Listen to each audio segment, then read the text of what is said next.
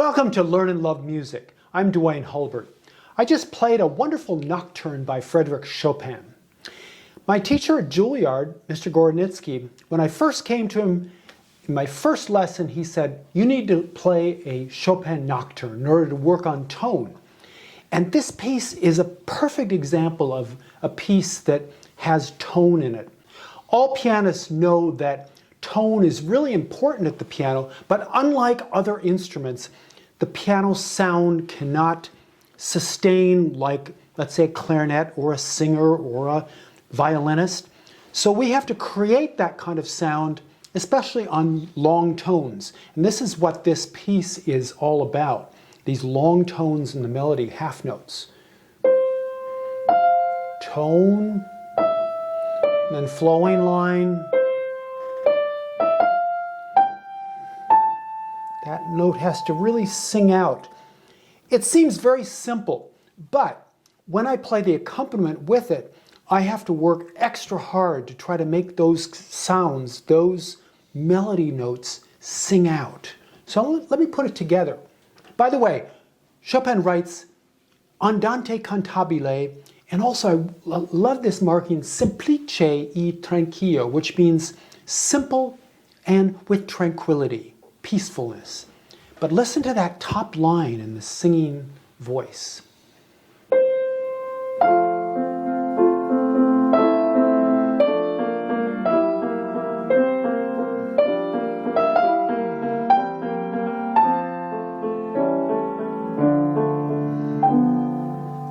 The hardest part about doing this is how to play those long notes, especially when the left hand keeps going, that last measure. It's almost as if you have to imagine that the note is there. We all know that other instrumentalists don't have to do that. They can just blow into an instrument or play a bow on an instrument and create the sound. With pianists, it's almost like magic, trying to get that sound to come out of the piano. And tip number 2. In this piece, from the beginning, we have an accompaniment in the left hand. This would be ordinarily easy to do, but because that top line has to sing, we have to keep the underlying triplet motion going, but without a lot of tone, not a lot of sound. It's supposed to be in the background, not in the forefront. The accompaniment has this wonderful line marked sempre legato, so we want to have this.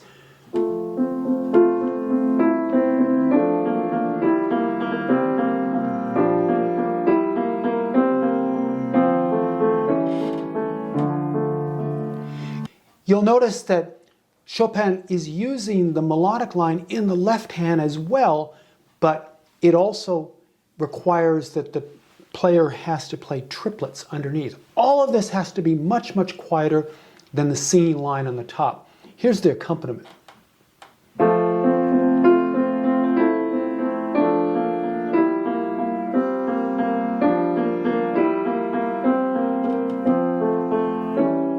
And I love the way Chopin puts these two lines together, almost as if it's a male and female voice moving together in the line. Here's how we put all of this together with those two lines. Here's the...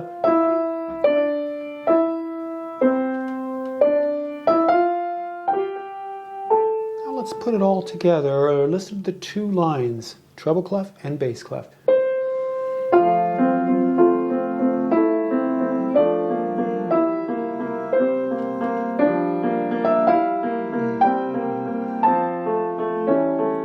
Right at the end of that line, you'll notice that the left hand kind of drifts away from the right hand.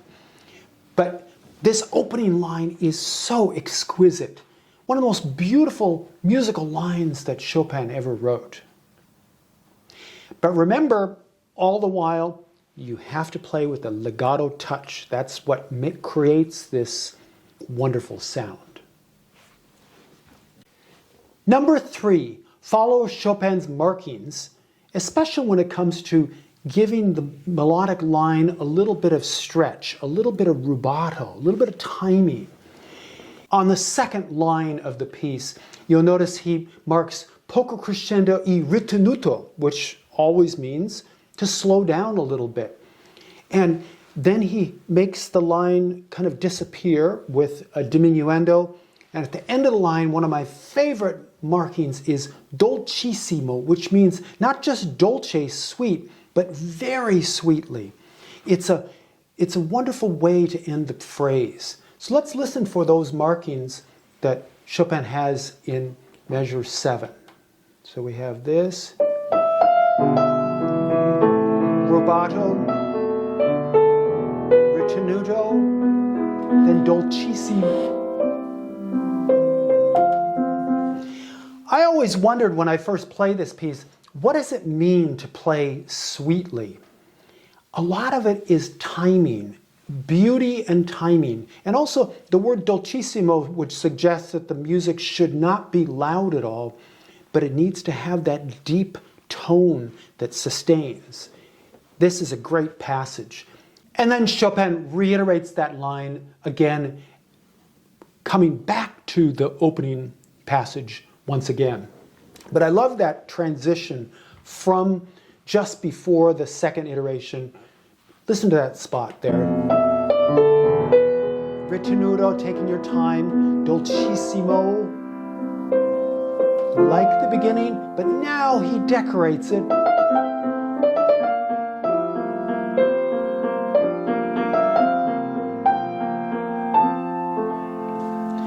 And when he writes that word delicatissimo in that third line, it means very, very delicate.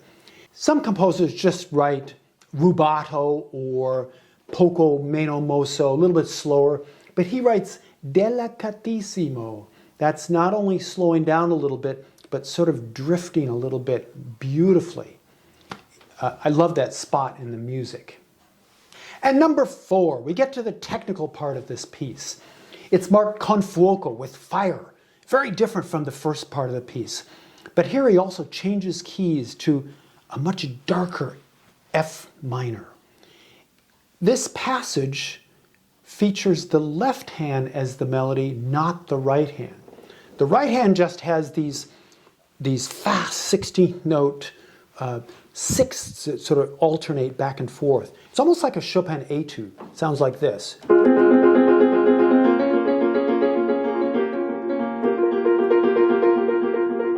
They're double notes. It's a little tricky to be able to get those working for you. But once again, Chopin does not give that part a melodic line. That is only an accompaniment. It's almost turned upside down. So what we're listening for is not the top line, but the inside line on the bottom.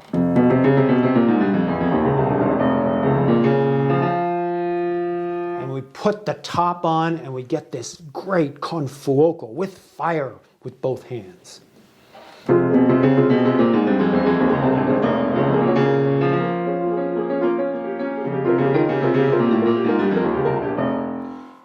I always found this to be a really difficult passage because the part that has all the notes is all accompaniment. Underneath, we want to hear that bass line. Put it all together.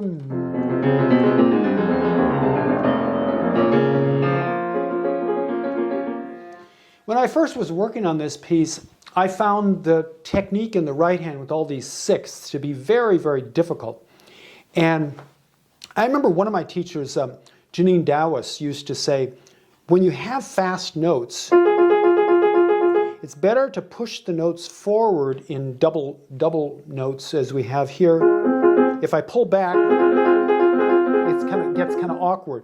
But push that fourth finger. Fourth finger and fifth finger are weak. And if you can push it forward, you can allow yourself to not drag the music down, not drag the passage down. So really push it. I'll do it slowly when push, push, push, push, push, push. So put it all together.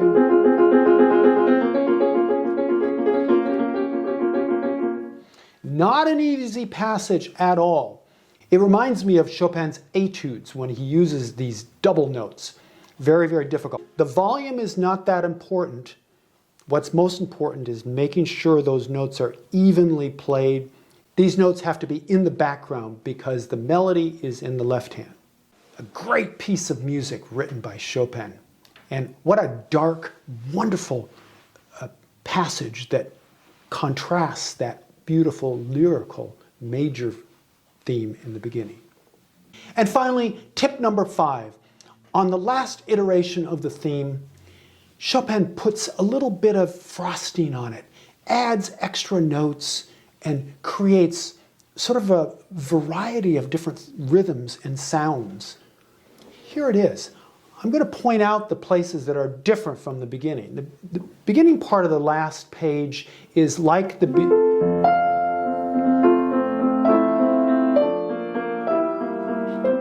Then he goes on later to do this. That's different. And here especially seven notes. Ritenuto, then dolcissimo, slow. I love that little dolcissimo when he does and he creates this. And remember, when you play this spot, he marks ritenuto, which means slow down, but also he puts the word in dolcissimo, very sweetly. In order to make this really sweet, we have to create that extra amount of time to let all the notes come out really, really clearly. And you'll also notice right near the end of the piece, he puts more of this decoration in. I love these passages because most of the time when we look at the rhythm in a piece, we have 8 notes, quarter notes, sixteenths, or whatever. Chopin throws away the book and he says, I'm going to put as many notes as I want to in these passages in order to make them beautiful. Let me play these last few lines of the piece. Listen to the changes. Listen to the decoration. It's exquisite. Here it is. I'll walk you through it. Little tripleting. Then just like the beginning.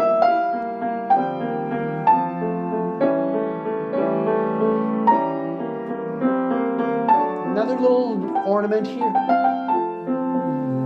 Different harmony. Different harmony there.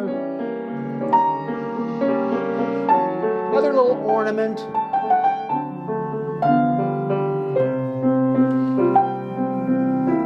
And the most beautiful one comes up here. Dolce.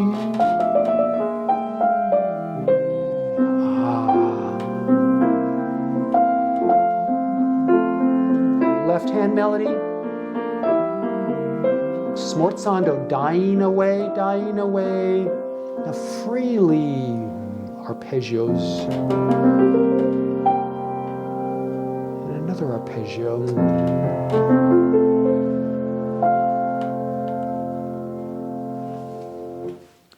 It's kind of like a birthday cake. Chopin provides you with the birthday cake, but he loves to put decorations around that to make it very much his type of music, very romantic and beautiful. Thanks for watching Learn and Love Music. I'm Duane Hulbert. I hope you've enjoyed this session talking about the F major Nocturne of Chopin. We'll see you next time on Learn and Love Music.